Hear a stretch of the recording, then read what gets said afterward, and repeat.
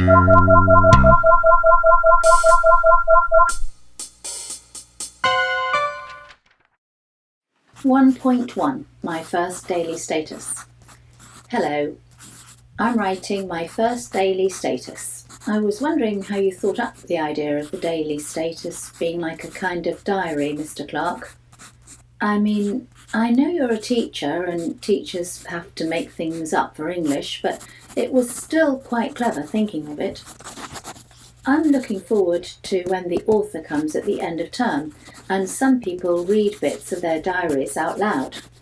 You said we're going to do a status every school day till the end of term, and I've worked out that if this first status is called 1.1, the very last one will be 8.5.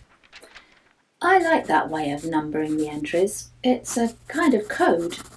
So here's a bit about me. My name is Jo Barnes. I live at 3 Beach Court with my mum. Her name is Annie Barnes. Our house is a bed and breakfast house.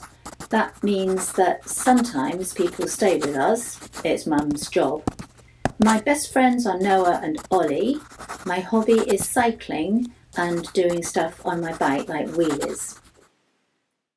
That's my first daily status. I'm not sure it's any good. Noah wrote loads. Ollie didn't, but Ollie's got an excuse. Everyone knows he's not much good at reading and writing and stuff.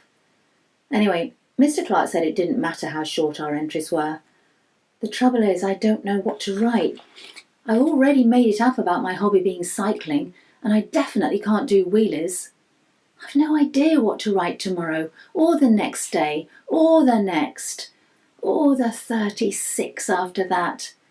I'm going to have to make more stuff up, because there is absolutely nothing more to say about me that's not private.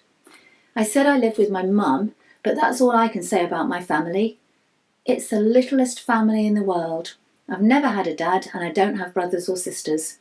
The only way I can see my family getting any bigger is if Mum gets a boyfriend and has a baby, and that would be gross.